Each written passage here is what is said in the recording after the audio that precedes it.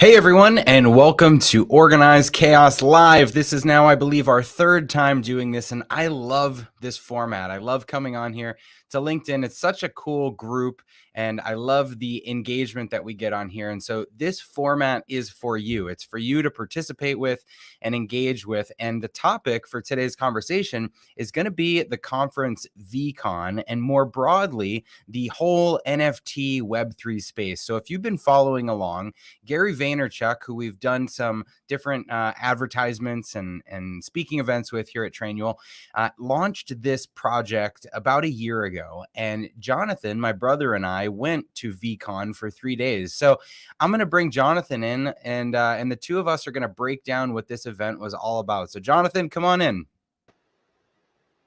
What's up, bro? Dude, that intro music is a sick beat. I feel like you need to figure out like a verse that you can start rapping as soon as that intro music kicks in. Like that's a nice intro.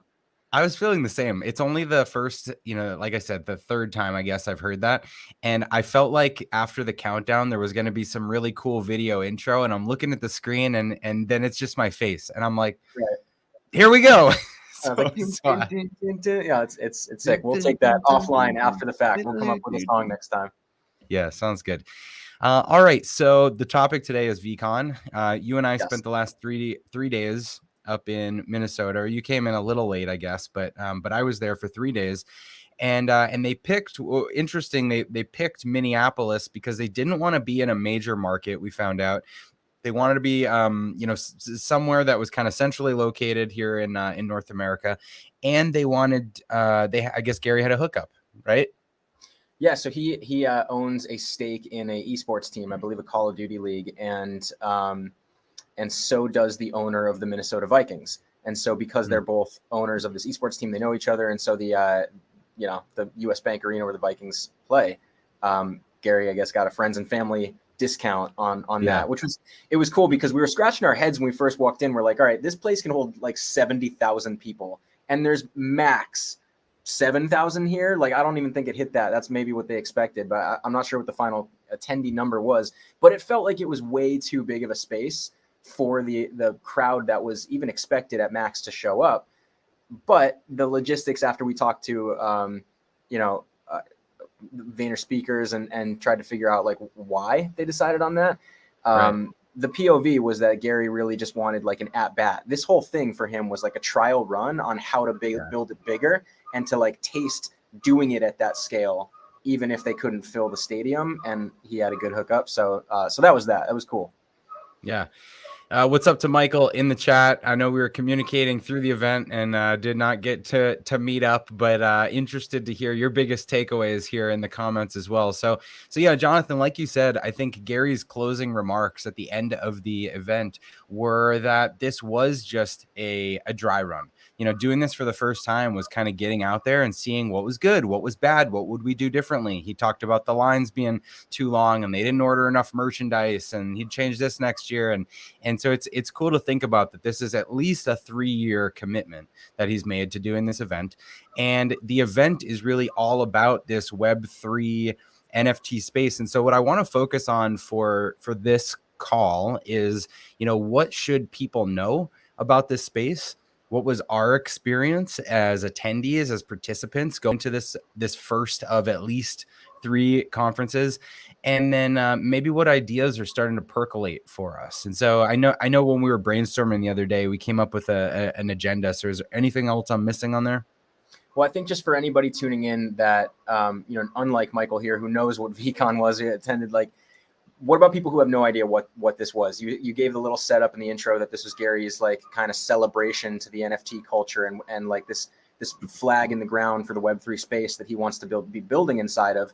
But for people that are on the fringes or even further out who don't know anything about it, like we probably should hit some of the lingo and break down some of the terminology, right? So like even Web3, like what's Web3? Okay, so let's go through that. So really quick for anyone that's joining, I think the easiest way to explain it is Web 1 was like when there were just web pages, right? When you would put up information and there would be a search engine and, the initial versions of logging in through AOL and going to Yahoo or even going to Google, that stuff was Web 1, was just like, we want basically digital business cards, web pages. That's Web 1. Web 2 was when you added the collaborative and social element. So social media became really Web 2, and it's the next layer of now we can all be creators, and we can have conversations, and we can share things through feeds on these platforms, and we can message each other. And so the idea of like a social community network, that really, I think, is the foundation of Web 2. And then on that, there's built a lot of businesses that have utility, like Trainual, like other SaaS companies that are moving commerce so that you can have a online only business, a business that, you know, does not ever have really a brick and mortar location, but just entirely exists online.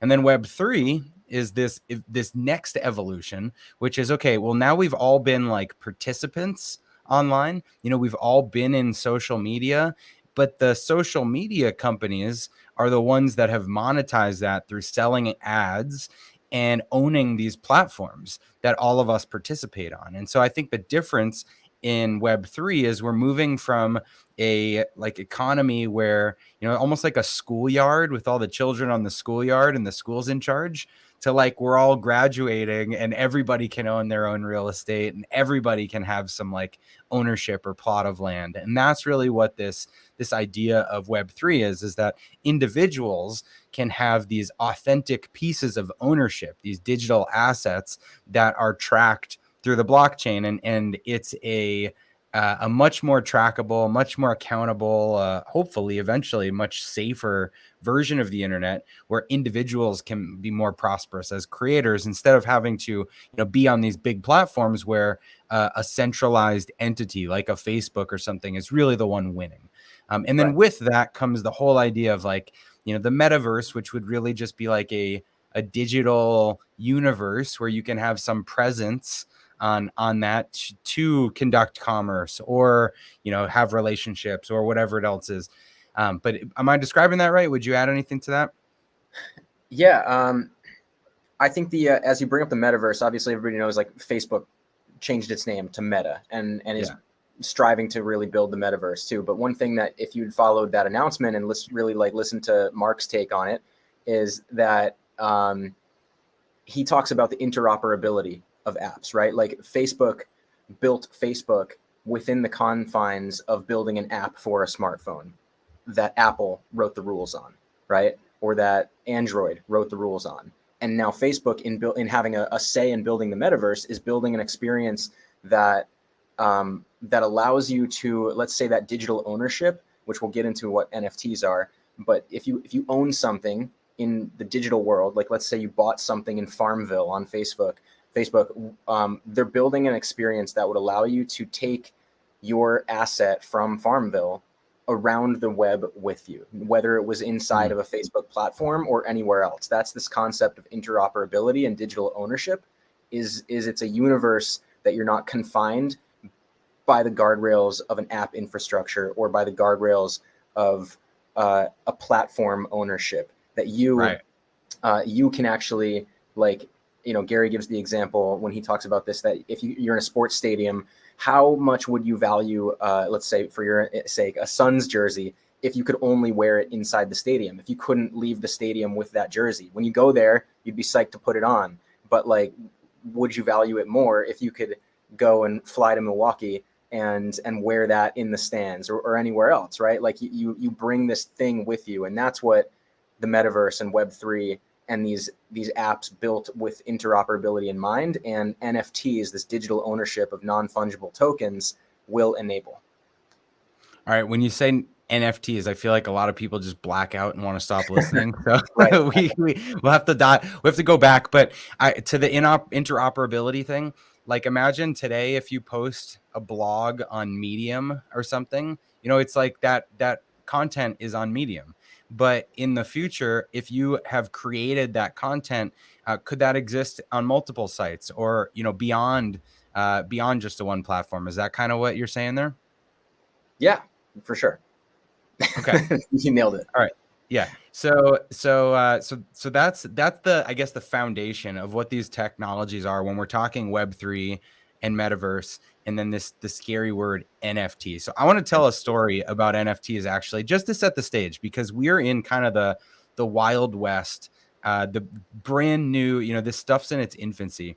I only found out about NFTs, I would say, like midway through last year. Like, I had been hearing the term and I knew what blockchain was. I knew what cryptocurrency was. I dabbled in that for a little bit, but I didn't understand how this thing that, was an online currency on the blockchain.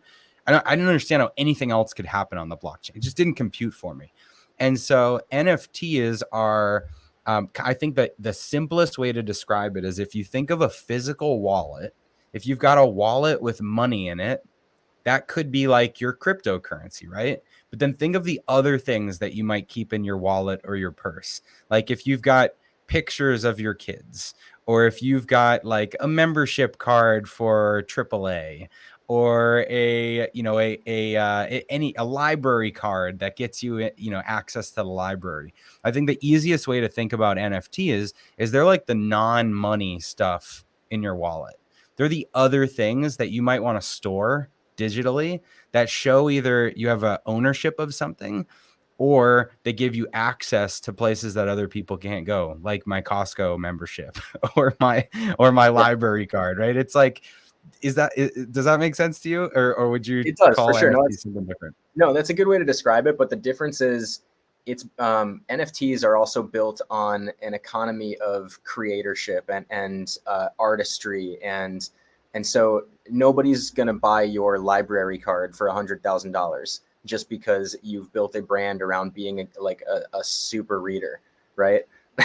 But that is a thing at play in the actual NFT space, where you've got artists who, for the first time ever, can build a real revenue stream off of monetizing ownership of their digital collections to their audiences. And then we'll get into like the recurring revenue streams with creator fees and stuff later. Yeah. I want to give a shout out to Grady in the chat that wants us to claim him as the third brother. I think that's hilarious. So Grady, if there's, I love the Ready Player One example. If anyone listening has not seen Ready Player One, I did see that a few years ago when that came out. Steven Spielberg movie. It was a book before that, so if you're more into books, read the book. But that blew my mind. This idea that you could be like a different avatar, like living in a different world, and I think everybody should. I can't even explain it. Everybody should just check that movie out. It's worth the 2-hour investment in what the future could look like. So this Web3 stuff, I think it's going to apply to almost every business, if not every business, in probably the next decade. But we're on the early cutting edge of this. And so let's talk a little bit about where the concept of VeeCon came from, because we've both been following Gary for a little bit. And so what he's trying to do with his V friends and the intellectual property, because that was sort of the setup for what this conference is. Yeah. So when did do you remember first hearing about V friends?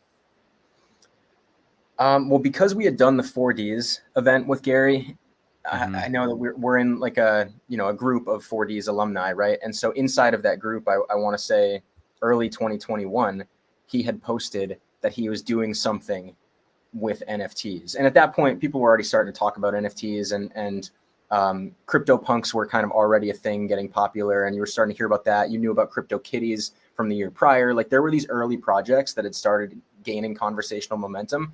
And then Clubhouse hit, and these blockchain and crypto and NFT rooms started popping up everywhere on Clubhouse. And then all of a sudden, Gary reached out and was like, hey, like, for the 4Ds people, he was like, setting up a Zoom late night later this week, jump on. I want to tell you about this project I have coming up. And this was to coincide with his book 12 and a half. Basically, his mission right now is to preach the soft skills of business more so than the hard skills, right? The like emotional ingredients. And so he wanted to create IP around these emotional ingredients and these feelings, and that's why there's empathy elephant and patient panda or whatever, right? Like, these are his V friends, and it's basically like Gary's version of Pokemon, and all of the characters are related to a certain like emotion or aspiration or moment that Yeah. he's trying to build a story around to get out there. And Yeah. you know, it's basically a collectibles engine that he's building IP storytelling with. And the So I NFTs. didn't get that when I first saw them. I thought it was just these little doodles, these, and maybe if anybody's looked at it's veefriends.com. If you've looked at it and just thought, what the heck, these are stupid little kid drawings, that's exactly what I thought. It's like Gary made, I don't know what the number was. Is there like 500 of these things or something? No, How many 10,000. different no, how many different characters though? Oh, that I don't know. Yeah, so I'm not we'll sure. look Trent behind the scenes. If you know, you can comment on here. But it was he drew out on just white pieces of paper with like a black Sharpie. He drew out these characters, and it was sort of like he was equating it to when Walt Disney first drew Mickey Mouse. Like they're going to be these proprietary, the intellectual property type characters that he wants to spend the next few decades building this franchise around, that he wants to take these characters, and whether they end up on shirts, on movies, on TV shows, theme parks, like whatever he does with these characters, the idea was to build a set of characters, and each one of those characters, like you said, would be rooted in an emotion or a kind of soft skill. And Mm-hmm. so on launch day, you and I got two of these things. We minted them, is the industry terminology, which just means you created it. Started with you got that initial opportunity to create this character, and so you ended up with the innovative Impala and I ended up with Innovative with Impala. the gleeful sugar glider. And so And minting is basically like when you buy it and you mint it, it basically means that you ran the first transaction for that asset on the blockchain. So anything in the future, any sale, any transfer of ownership, any expansion, it all traces back to that first transaction being yours on the blockchain. That's what minting is. Yeah. Okay. So that minted the NFT. So we each got one of these. And so 2 out of the 10,000 or whatever that he released, we had. And when they were minted, they had a purchase price that we purchased them on. And they also came with this smart contract, this underlying contract. And this is another important thing for people that are listening, because any of these NFTs or non-fungible tokens have this smart contract underneath them that kind of governs how this asset will be treated in the future. And so a contract could say that any subsequent sale of this thing, the initial creator gets a 5% or 10% royalty on. And so that's important for Gary, for instance, because he created these and he has that built into the smart contract. And so as these continue to change hands and trade over the years, every one of those transactions, he's still getting a piece of. Whereas, when you bought a baseball card that turned out to be worth a lot of money, and over the years it sold in 20 garage sales, and then it was auctioned at Christie's or whatever, the original person that opened up that card gets nothing. It's gone. They got one transaction. Or, an artist that sells a painting, they sell it at their gallery, and then there's no more transactions that they get to participate in. And so part of this is being able to track these assets through their whole lifetime, to say, like, here is the trail of all the different owners, and the original creator can participate in all of those sales. And you can also have philanthropic pieces of the smart contracts where, every year there's a fee that gets paid to charity. And if you're a holder of this thing, you have to pay that fee. But there's benefits associated. So I want to make sure I'm explaining everything about what the NFTs are and this like proprietary thing he created. But that was the foundation for this event, because he said, if anybody that buys these things, you have these digital assets, which will in themselves have some value over the next few years, but you'll also have some physical real world value. And based on the ones that you bought, there were different physical attributes. Like some of them, there was the gift goat, I think it was called, where if you bought that one, if you're a holder of that one, you get 6 presents from Gary in the mail on an annual basis that he just ships to the people that are holders of that token. There was another one that was like the the courtside gorilla or something. I don't remember what it was, but it was like the courtside cougar. I don't know. Where if you're a holder of that, you get to go to courts, sit next to him courtside at a Knicks game once a year. There's other ones that like are good for a dinner once a year, or a FaceTime, or a small meet and greets. And so I think that's an important piece of this too, is those NFTs, those digital assets, enable some physical real world access, Yeah. which is something we've been thinking about with Trainual. I think that's really applicable for us. And across the suite of VeeFriends, yes, some of them had like super exclusive access. Every single one of them had access to VeeCon. That's what came with every single one of them was a ticket in and of it. And the ticket in and of itself that would be issued is an NFT. And we can get into that around NFT tickets. And but every owner of a VeeFriend got a ticket to VeeCon. And so that's why we were there. We need almost more time. We're still, we're not even yet at the ticket that got us admission, and we're still trying to like wrap our heads around this. I think it's also important for anybody listening to know that like we're also still figuring this out. So if we like say anything wrong about any like terminology in the space, or it's just us trying to figure this out as well. Trent in the chat, thank you for 268 characters there were. So unlike, you know, the Goofy and Pluto and Mickey's like 10 friends, Gary went for 268. So he's got a big collection of these things. All right. So all of these came with access to the conference. And so when we bought these things, the purchase price that we got them was around a half of an ETH.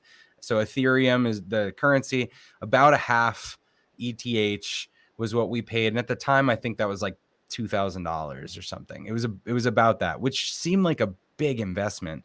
But for me, it was easy to wrap my head around a 3-year conference. If that's what he's promising as the physical, you know, the thing you physically get for buying this, $2,000 for, 3 conference tickets. Okay. I can wrap my head around that for 3 years, we'll have this experience. And so that made it kind of an easy purchase.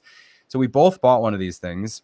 And then within 6 months, maybe 9 months, something, they have what, 20, 30x'd in value, which has been I did not expect that. Unexpected. Like you think you're buying 3 years access to a conference with this thing, but you don't realize the economics of the drawing and the NFT itself in that marketplace. And yeah, the demand for them has skyrocketed. And Gary's been adamant about executing against them to create intrinsic value and perpetuity for the audience that believed in it from the start, that bought them from the start. And so, he talks about the fact that any and all NFT projects could go to zero, just like the .com bubble bust, right? But so it's always a gamble, but at least right now, these things are worth a lot more than we expected. Totally. Like if you think about in the 1920s or 30s or whatever it was, you know, when Walt Disney drew Mickey Mouse, I bet there were a lot of other people drawing a lot of other characters. And if you had one of those original Mickey Mouse drawings, it'd be worth a lot of money. But if you have any of those other ones, then, you know, they're probably largely worthless. And so we're kind of in that space where you have to really, if you're going to invest in someone's project or buy these things, you have to really follow what they do, really believe that they're going to execute. And so for Gary, just because we've met him a few times and worked with him, we had that confidence. And so I would caution everybody that's listening to this to not just go and dump a bunch of money into this space to people that you don't know. You saw a tweet about this thing. Do your homework for sure and see if this is a person that has an authentic following and a good community and is, you know, not just putting this out to make a quick buck, but is this like a lifelong pursuit for them? And I think, funny enough, that was a big reason why we were able to raise funding with Trainual is our investors were looking for people that were treating what they were doing as a long time pursuit. And, you know, there are a lot of people that just jump into a space and it's opportunistic and they think, oh, I can grow this thing and sell it or whatever. We came into this to say, like, let's revolutionize this industry. And it's going to take a while, but we love it. This is what we're here for. We want to do this long term. And I think that's why we were able to raise funding. So it's very much the same when you're the investor and you're looking at other people, you should be looking for that long-term conviction. Yeah, that's a good segue into actually some of the takeaways from the speakers and the sessions, because one of, let's see, I flew in Saturday morning. You were there for the day before me, but as soon as I got in and I got to the conference, Mila Kunis came on stage, and she's gotten involved with the space with Ashton and Vitale, who actually is the inventor of Ethereum, like, and a few other people. They created a project called Stoner Cats, which was like an animated show backed by issued NFTs that only NFT holders got access to even watch the animation, this show. And so she got up there and she was talking about like what to look for in the pillars of successful NFT projects. Like, how do you figure out what you want to go in on or what you don't? And what you were just talking about is like knowing who's the founder, what is the founder story, what's the team behind the actual project. Yes, there are some that it's just like super cool art and it happens to pop off and people just buy it for the transactional factor that is owning that art, and there is no community or extra utility or philanthropic component or any of that. There's no access. Sometimes it is just art, but the more successful projects that are likely going to last in the long term are the ones that have utility value for the owner, that have often a philanthropic component, that have a strong founder team with a strong story, that have the backing of community traction already, even before getting to launching something in this space. And there's also this component that she brought up about storytelling versus tech.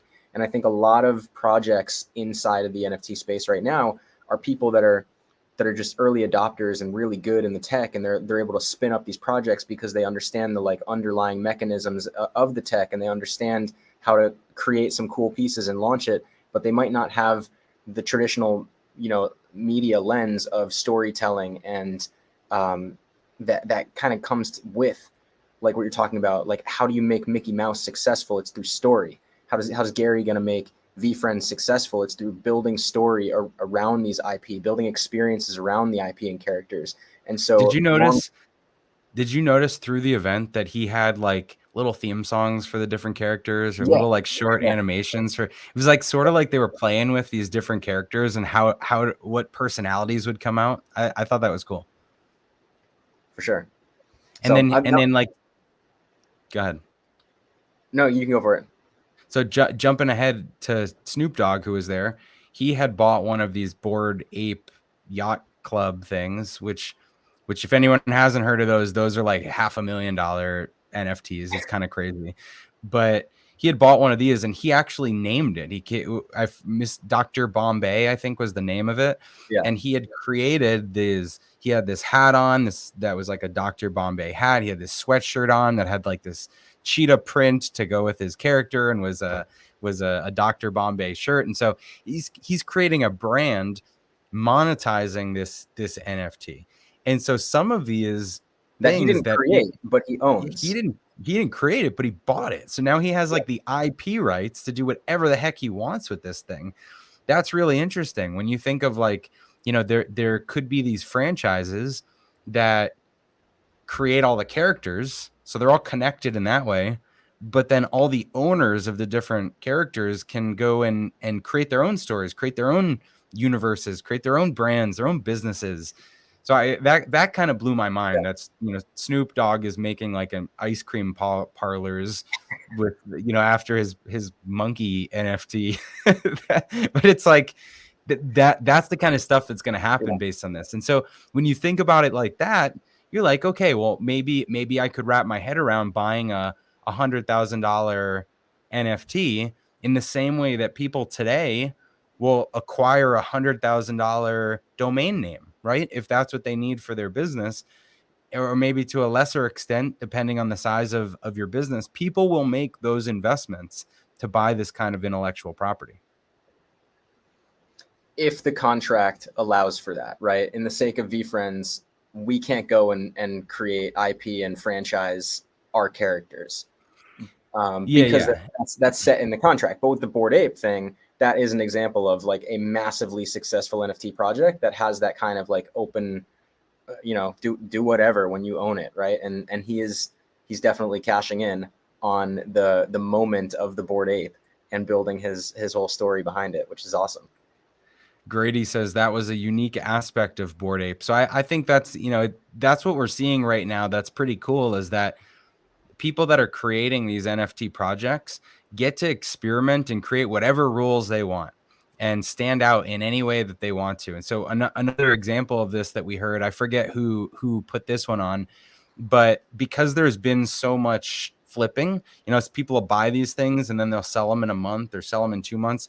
One of the people that put out one of these projects said, well, I want this to get better with time. The longer you hold it, the more rewarding it is for you. And so after 30 days, it does this extra thing and you get this bonus. After 60 days, it does this extra thing. And so it's kind of like delaying the gratification, almost like a deferred bonus in the real world or something. When you holding on to something for longer, it's like these golden handcuffs that you can't, you're like getting more stock options or something that it just keeps getting better. So I think the business model of these NFTs, people are getting to be really creative right now because there's so many things that have just never been done. So I remember end of day 2, we were both sitting there. We had already attended some sessions with Mila, with Eva Longoria, with Pharrell, Huda Katan, I believe was day 2, right? Yeah. So we had the learnings, but then we walked away and we were like, well, how do you actually do it? Right? Like that was one of the things that we kind of felt like we weren't getting was, all right, there's a lot of talk about what this space is and the opportunity in it, but we didn't necessarily know like tangibly, like, how do we do this? And so we needed to taste it. And so that night, after a nice steak dinner and a bottle of wine, we went back and each of us decided, all right, we're just going to mint something on OpenSea. We're going to go to, which OpenSea is where it's a marketplace. So hold on. And I need to pause the story right now because this is so important. And I love that you called this out when we were there and forced us to do this. This is, I think, what separates business owners, entrepreneurs, leaders, the people that go and execute and actually act on things versus the people that are just like, oh, I'm going to keep looking into this or I'm going to keep learning more about this. And so, so we're at the event and you're like, how do we just make our own NFTs? And we laugh about it a little and we start talking about, well, what would we make or what would our projects be? And you were sketching something out on paper. And then we get back to the hotel room and we're sitting there and we're just like, all right, we're going to do this. And you opened up the OpenSea. So if anyone's curious, go to opensea.io. That's the website. You open it up and there's a big button on the homepage that says create. I don't know how many times I've been on that website, but I've never gone to that homepage and thought, let me click the create button. And and you just did it and started going through the process. And it's that easy. And I think so many people don't do it. So, all right, continue the story of the creation. So I'm not saying we were going to create the thing that Trainual is going to do in this space, right? It wasn't necessarily like us coming up with a POV around what we're doing with NFTs within a matter of 6 hours and just executing. It was like, we've got to try it and taste it. And so let's just like randomly create something, dumb that like lets us experience this. And so I remembered that at one point when my wife bought an iPad, I downloaded Procreate, like a little Illustrator kind of thing.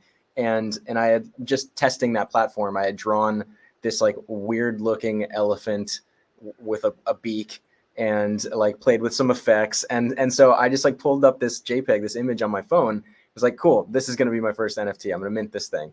And so that was what it became. And I called the collection Ella Ducks because it's an elephant and a duck mix, and just like minted an Ella duck named Elmer. And just to like go through the process of figuring out like how to put this thing out there. Like what would it look like? What would it feel like to publish an NFT and to figure out the like economics behind setting either a floor price or a timed auction or if I mint it or if I create a collection versus a one-off, all of that. It was done in a matter of 10 minutes. There it is. There's the Ella Duck collection. All right, I'm trying to see if there it goes. All right, so if you're watching on video here, these are Jonathan's Ella Ducks, which I think is a dumb enough name to actually be really creative. So pretty simple. He made all these different versions of this elephant duck looking thing, and posted them on OpenSea. And so as you're sitting there doing your Ella Duck collection, and a collection, if it's not obvious, is just like a group of similar assets that people would list or sell. So I remember earlier, like maybe over New Year's, I was up at our cabin and I was trying to learn more about this stuff. And my son, my 4-year-old, had sketched out a little picture. He was coloring on the table, and he created a picture of a bunny. And I took a picture, I posted on Instagram, and I said, hey, look, everybody, I've got an NFT for sale from my 4-year-old. And a bunch of people wrote back and thought it was funny. So when you started making yours, that was the first thing I did, was look up that little picture of a bunny. And so here, if you're watching on video again, this is your first NFT. My first NFT, which is a drawing of what? Which is really Callan's first NFT, but you're the man there. Yeah, so I put it on there, and hilariously, so I sent it to my wife, and I'm like, you got to show Callan this, and tell him that I posted his artwork for sale online. And she writes me back and she goes, I told him, and he immediately got teary that you're gonna sell it instead of keeping it. and so I take it. I'm like, all right, I'm not gonna sell it. So this is mine. It's not for sale. It's staying in my wallet forever. But that is my first NFT. No, nobody's crying if I sell an Ella Duck. So you can buy an Ella Duck if you want. Yeah, maybe I will. You made a bunch of them too, so it's like maybe that's there's something to say there. Like if I had made 100 iterations of his little rabbit, then I could sell the other 99. But yeah, true. Keep this one. But the moral of that story is that, like, you have to taste it, you have to try it, right? And it's not that complicated. So anybody that hasn't done anything in this space yet, like, it's not hard to download Coinbase. Just the same, it works exactly the same as Robinhood. If you've heard of Robinhood for like buying stocks, exactly the same thing on Coinbase to buy crypto. I think even in Robinhood you can buy some crypto, but Coinbase is better for crypto because you can connect the Coinbase wallet. Very easy to set up a wallet. It sounds like a complicated thing. Oh, I need this app for buying the token, and I need this app for storing tokens and NFTs. And then what is MetaMask? Well, MetaMask is just like a Coinbase wallet. It's just a different wallet, but you need a wallet to actually connect to OpenSea to publish an NFT. And even that sentence that I just said sounds daunting, but I'm telling you, just like any other thing in business, in life, break it down, and those individual steps of like, get Coinbase, buy. Let's do that. Let's actually break it down. Cause what you just said, you said, get MetaMask and Coinbase and go to OpenSea for an NFT. You know, I've mentioned this before, but I'm taking Ukrainian lessons right now. I'm learning to speak Ukrainian, and when they share a big phrase, they'll say something like "Ya rozmовляю," and then they'll say "you laju." Rozmовляю, you know, they like take you through the different phrases. And so let's break down your complicated sentence, because you said MetaMask, Coinbase, NFTs, and OpenSea. Take us through an action people could take with those 4 things. So download Coinbase, the app. That is where you are actually going to have to purchase cryptocurrency if you have not yet. You put your own dollar, like you link it to your bank. And in the same way you might fund a Robinhood account if you trade stocks, or a TD Ameritrade account or something like that, you're going to set it up and you're going to say, okay, move $100, 100 USD or 500 USD or whatever, $5 USD, move it in to Coinbase, right? Correct. And then inside Coinbase, you buy a cryptocurrency, a token. The big ones you've probably heard of are Ethereum and Bitcoin. There's tons. But for the sake of doing anything inside of NFT, the lead one that you probably want to get is Ethereum. So if you move, let's say, $100 of your USD into Coinbase, then you would buy $100 worth of Ethereum, which is going to be a small fraction of Ethereum, but it's there nonetheless. Okay, so now you've got a fraction of an ETH in your wallet in Coinbase. Yes. All right, we're that far. So now, do I need MetaMask, or can I just roll with Coinbase?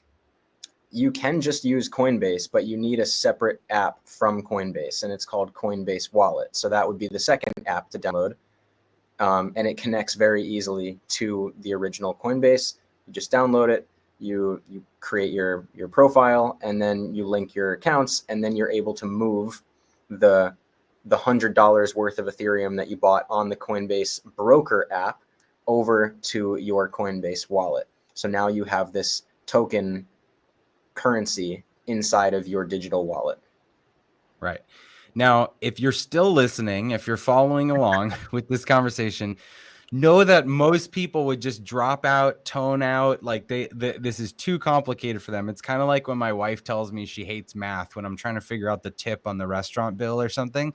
But like, zone in. The instructions are really simple. Download Coinbase, put in a couple $100, whatever you can afford, whatever's play money to you, $10, whatever it is, move it in, and then buy Ethereum, then go download the Coinbase wallet app and move some over. Again, it's a real simple process. It'll take most people 5 minutes, 10 minutes to do all this, to connect their bank and load it up or whatever. Okay, so now you've got your wallet on Coinbase. What was the next place to go? So then you go to OpenSea. Okay. And then when you're in OpenSea, you can explore existing collections and purchase your first NFT. Or like for instance, an Eladuck. For instance, an Eladuck. Or you can create an NFT. Those are the two buttons on OpenSea. It's explore or create. And and then to do either, you would link that wallet. Okay, so what I would encourage people to do is look up like Gary V's project, the one we were talking about, the VeeFriends, VeeFriends. Look up VeeFriends. You'll see the little verified VeeFriends thing, kind of like with the blue check on Twitter or Instagram. And then you can look at all of the different things that are available on there. And you'll see that some are for sale and some are not for sale. And when they list a floor price, that means like, what is the lowest price that anything in this collection is selling for? And so it can be, selling for a lot more, but who's got the lowest price one available in this collection? And that gives you a sense of kind of what things cost. Like the real world equivalent I would give you is like when you walk into a store you've never been to in the mall and you look at a price tag on a shirt. Do you want to stay in that store, or are you like, this is not my store? Like, I don't, that's what you're doing when you look at the collections. You say, okay, this is like kind of cool stuff, cool art or whatever. I like this. And this is in my range, or this is $100,000 and like, let me get the heck out of here. Right.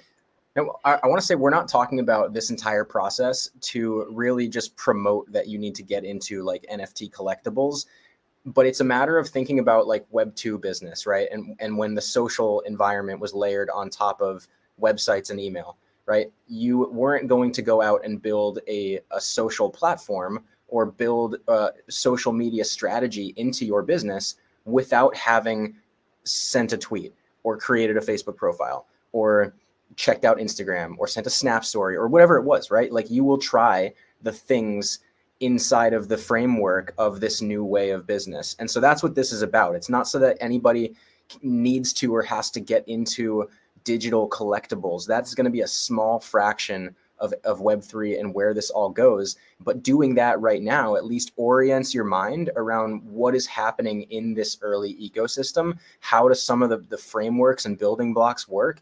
And then you start thinking about how might smart contracts and tokens and digital access via NFT relate to the way that my business operates and the way that my business might build in this new world.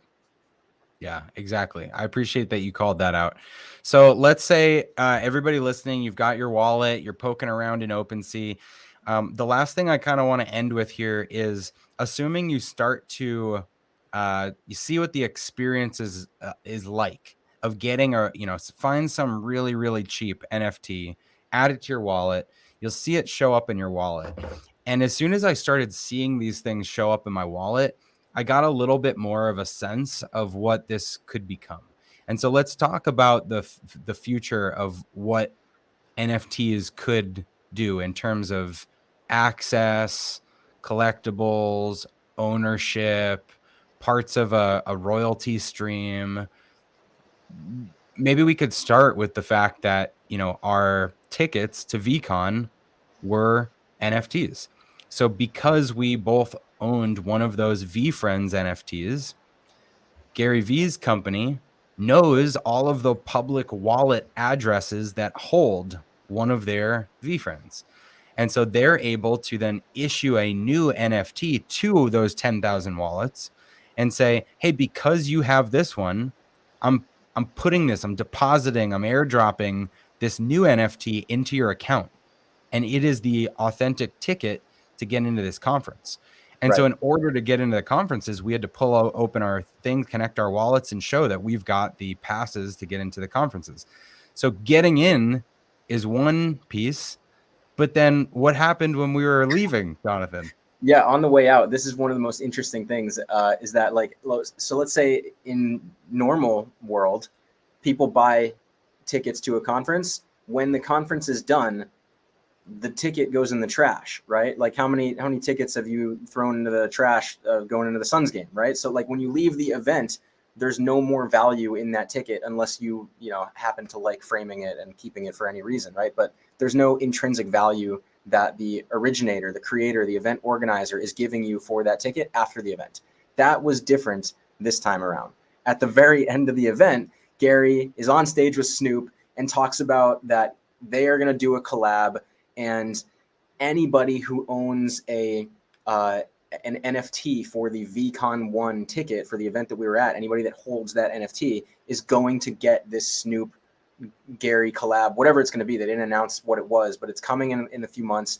And then if you went to OpenSea and looked at like the VeeCon ticket prices, which towards the end of the event were plummeting to like 0.1 ETH or whatever, like all of a sudden everybody is buying tickets. Any tickets that were for sale, people that are literally in the event that have a ticket themselves or have two, they're going out and buying more because they want the equivalent stuff, the equivalent NFTs of whatever the Gary Snoop collab is going to be. So that pass, these concert or conference tickets that were trading for almost nothing, the unused ones that didn't even sell, people that couldn't make it to Minneapolis, trading for almost nothing, all of a sudden start going up $200, $400, $600, $1,000, $1,200. And in a matter of minutes, the value of these things skyrocketed. And then again, to call back to our earlier conversation, the people that made the conference, so Gary and his team, get a commission, a cut on every additional one of those sales. And so they made money coming in and going out. And it really blew my mind. It was a cool experience at the end of the event to say, wow, that's just another interesting business model innovation that this thing can drive. Who's buying $800,000 tickets to an event that has 5 minutes left in the event as you're leaving? Right? Like who's outside like a basketball arena scalping tickets, trying to get you to buy them on the way out because they have any value. This one does have value. And then Gary's team gets the kickback of every sale on top. Crazy. Right. So that takes us to the end of our time here. I want to make sure the episode stays about the right time, but I think we're just sort of opening the door on what this business model could be. It was a cool experience. It was, 7,000 or so people in a huge stadium with a Ferris wheel, virtual reality games, food trucks, 170 speakers that they had there. But the biggest takeaway that I had is that things are just getting started. Even the recommendations from a lot of the speakers were kind of light because I think that it hasn't been proven. Everything is kind of an experiment right now. And so there aren't a ton of best practices to share yet. It's really just a call to action to say, start to explore, start to poke around, get comfortable with this space because it's not going anywhere. Final thoughts, Jonathan? Yeah, I think a couple things. One of the ones that stood out in Snoop's session, his partner, Nick, when he was asked about like how he, over the years of 20 years of working with Snoop and helping orchestrate all these deals and all these commercial projects and the things that he's done to build Snoop's brand alongside him from the business standpoint to complement the music side, Gary asked him how he thought about looking for patterns. And Nick said, follow the developers, which I thought was interesting, right? He's like, the smartest people that I know in the world are the ones tinkering with the technology of tomorrow. And so like look and see what the developers are doing and playing with and passionate about and building. And yeah, it might be early now. It might not be totally accessible for like the broad small business community or the world yet, but this is going to be the building block of tomorrow's internet enabled economy. And so just starting to sniff around and try it out and set some things up and create something yourself or buy an NFT or whatever, just kind of start walking down that path to explore, and you'll form your own ideas. We did on the way out. We have thoughts for how we're going to potentially do something of an NFT airdrop for our community for Playbook 2022 this year, our event in September. We have thoughts on what we might do with a broader NFT collection and the IP around the stories as it builds out next year or years beyond. We have thoughts on how you might enable certain access to platforms or experiences via NFT issued I guess passes or something like that, right? Like, we had a lot of interesting conversation on the way out of there that was just sparked by us trying it and learning a little bit about it. And that's what I want everybody to take away. All right, everyone. Thank you for listening in. Hopefully we've sparked some thoughts for you, or at least gotten you to scratch your head a little and think, what the heck are these guys talking about? Go do some Googling, look into some of the platforms we've talked through. Try, like Jonathan said, to set up a wallet on your own if you haven't already. And if you were at this concert or conference, or if you know more about this than we do, then I want to hear from you too. So please comment on this, ping us on social. Back on our old school Web 2 platforms, and let's have a conversation about this. Thanks for joining in, Jonathan. Great chat, and I'll see you next time. All right. Thanks, everybody. Appreciate it.